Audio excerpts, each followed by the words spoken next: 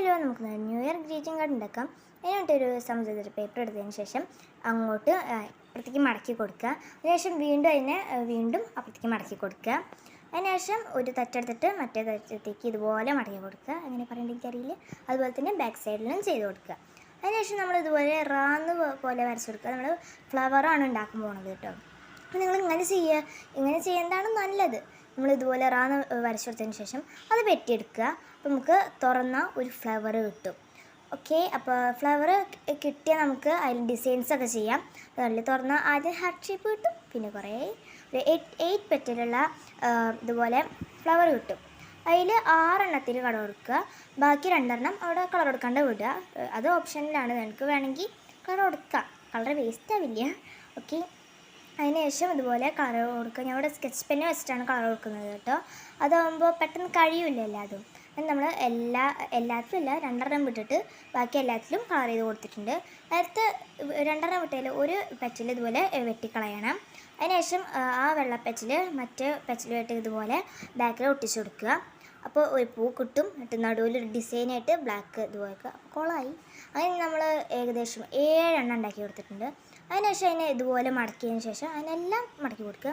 അതിനുശേഷം 3 സ്ഥലമാണ് ഉണ്ടാവുക. അതിലത്തെ നടുവത്ത് വിട്ടിട്ട് ബാക്കി 2 തറ്റത്തും ഇതുപോലെ പശ വെച്ച് കൊടുത്തതിന് ശേഷം പൂക്കൾ ഇതുപോലെ അങ്ങനെ മേളിക്ക് ഒട്ടിച്ചു കൊടുക്കുക. അവിടെ തറ്റത്ത് മാത്രമാണ് പശ ആക്കാൻ പാടുള്ളൂ, ബാക്കിയുള്ള ഭാഗത്ത് ആക്കാൻ പാടില്ല, അപ്പോൾ കുളമാവും.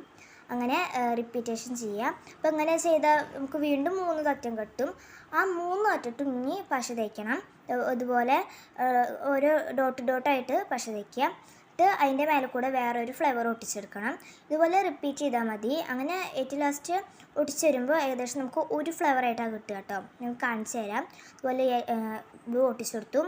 എൻ്റെ ബ്ലൂവിൻ്റെ കളർ ജസ്റ്റ് ഒന്ന് മാറ്റിയിട്ടുണ്ടായിരുന്നു, ഞാൻ ഓറഞ്ച് ആക്കിയിട്ടുണ്ട് എന്തോ പോലെ തോന്നിയിട്ട്. അത് നമ്മൾ ഇതുപോലെ 2 തറ്റത്ത് പശയാക്കിയിട്ട് അപ്പുറത്തും ഇപ്പുറത്തായിട്ട് 2 ഫ്ലവേഴ്സ് ഒട്ടിച്ചെടുത്തു. അപ്പുറത്ത് ഞാൻ ബ്ലൂ ഒട്ടിച്ചെടുത്തു കേട്ടോ. മറ്റേത് രീതിയിൽ ഒട്ടിക്കുമ്പോൾ എന്തോ വൃത്തികേട് തോന്നിയിട്ട് ഞാൻ ബ്ലൂ ഒട്ടിച്ചെടുത്തു. അതിനുശേഷം അതിൻ്റെ മേലെ കൂടി ഞാൻ പിങ്ക് വീണ്ടും ഒട്ടിച്ചെടുത്തു. 3 തറ്റത്തും പശ തേച്ചതിന് ശേഷം. അപ്പോൾ നമുക്ക് ഇതുപോലെയൊക്കെ കിട്ടും. ലാസ്റ്റ് പൂവിൻ്റെ ഷേപ്പൊക്കെ തന്നെ ആവും കേട്ടോ. ഓക്കെ, അത് ഒട്ടിച്ചെടുക്കുക. അപ്പോൾ പൂവിൻ്റെ റിസ്ക് പണി തീർന്നു. ഇനി അത് ഒട്ടിയിട്ട് നിവർത്തുക, അല്ലെങ്കിൽ പണി കിട്ടും. നിവർത്തി ഇതുപോലെ പുഷ്പിച്ച് നിൽക്കും. അതിനുശേഷം ഒരു പേപ്പർ എടുത്തതിന് ശേഷം 2 ഭാഗം മടക്കണം. അതിനേക്കാട്ടിലും മുമ്പ് ഇത് ചെയ്യണം. ഇവിടെ ഇതുപോലെ വിട്ട് കിടക്കുന്നുണ്ടെങ്കിൽ ഒന്ന് ഒട്ടിച്ചു കൊടുക്കണം. നമുക്ക് വേണമെങ്കിൽ ഒട്ടിച്ചു കൊടുക്കാം, കുറച്ചുകൂടി ഭംഗിയാവും. അതിനുശേഷം ഒരു പേപ്പർ എടുത്തതിന് ശേഷം ഇതുപോലെ മടക്കി കൊടുക്കുക. അതിനുശേഷം ഇതുപോലെ ഒരു തറ്റത്ത് പശ വെച്ചിട്ട് കൊടുത്ത ശേഷം പേപ്പറിൻ്റെ ഉള്ളിൽ ഒട്ടിച്ചു കൊടുക്കുക. മടക്കുള്ള ഭാഗത്ത് ഒട്ടിച്ചു കൊടുക്കുക. അതിനുശേഷം അതിൻ്റെ മുകളിൽ വീണ്ടും പശയാക്കുക. ആ പേപ്പറൊന്ന് അപ്പുറത്തേക്ക് മടക്കി കൊടുക്കുക. അതിൻ്റെ മുകളിലേക്ക് മടക്കി കൊടുത്താൽ ഈസി ആയിട്ട് അതിൻ്റെ മേലെ ഒട്ടിരിക്കും. ഒട്ടിയിട്ട് നിവർത്തുക, അല്ലെങ്കിൽ പോരും. അല്ലെങ്കിൽ എനിക്ക് അനുഭവമുള്ള കാരണമാണ് ഞാൻ അങ്ങനെ പറഞ്ഞത്. അതിനുശേഷം നിവർത്തുമ്പോൾ ഇതുപോലെ പുഷ്പിക്കുന്ന ഇതാവും. അതിനുശേഷം അതിൻ്റെ മുകളിൽ ഇതുപോലെ നീളനെ ഉള്ള കുറച്ച് 2 വരകൾ വരച്ചെടുക്കുക. 2 വരകളല്ല, 4 വരകൾ. ഓക്കെ, ഇതുപോലെ വരച്ചു കൊടുക്കുന്നുണ്ട്. അപ്പോൾ നമുക്ക് ഇതുപോലെ മെഷർമെൻറ്റ് നിങ്ങൾക്ക് എടുക്കാം. ബട്ട് ഞാൻ എടുക്കുന്നില്ല, കാരണം എനിക്ക് മടിയാണ്, അതുകൊണ്ട് ഞാൻ എടുക്കുന്നില്ല. ഏകദേശമൊക്കെ ഒരേ വലുപ്പമാവുന്നത് നല്ല നീറ്റ് ലുക്ക് ആവും, ബട്ട് എനിക്ക് ഞാൻ ആക്കുന്നില്ല. അത് എൻ്റെ പ്രശ്നമാണ്. നിങ്ങൾക്ക് മെഷർമെൻറ്റ് എടുക്കുകയാണെന്ന് വെച്ചാൽ അത്രയും വൃത്തിയാവും. ഇതുപോലെ വെട്ടി കൊടുക്കുക. അതിനുശേഷം അതിൻ്റെ നടുഭാഗം വിട്ടിട്ട് ബാക്കി മേളത്തെ ഭാഗം ഇതുപോലെ മുമ്പിക്കാക്കി കൊടുത്തിട്ട് ഇതുപോലെ മടക്കുക. അത് ഉള്ളിലേക്ക് പോകും. ഇവിടെ ഒരു 2 ഓട്ടയാവും. അതിന് അപ്പുറത്തും ചെയ്ത് കൊടുക്കുക. അതിനുശേഷം ഹാപ്പി ന്യൂ ഇയർ എന്ന് എഴുതിയിട്ടുണ്ട്. അത് ആ പൊന്തിക്കുന്ന ഭാഗത്ത് ഒട്ടിച്ചെടുക്കുക.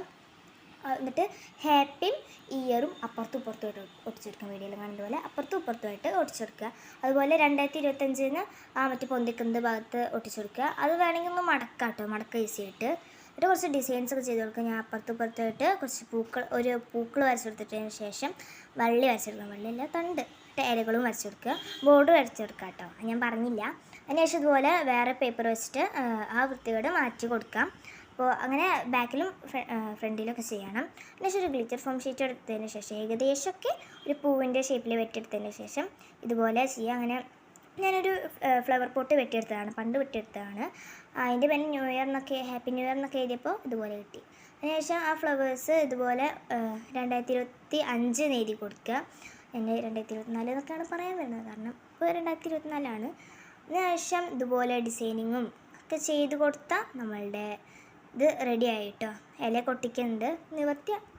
ഇതാണ് നമ്മളുടെ ഗ്രീറ്റിംഗ് കാർഡ്, തുറന്നാൽ പുഷ്പിക്കുന്ന ഗ്രീറ്റിംഗ് കാർഡ്. അപ്പോൾ ഇത്രയേ ഉള്ളൂ ഇന്നത്തെ വീഡിയോ. എല്ലാവർക്കും ബായ്.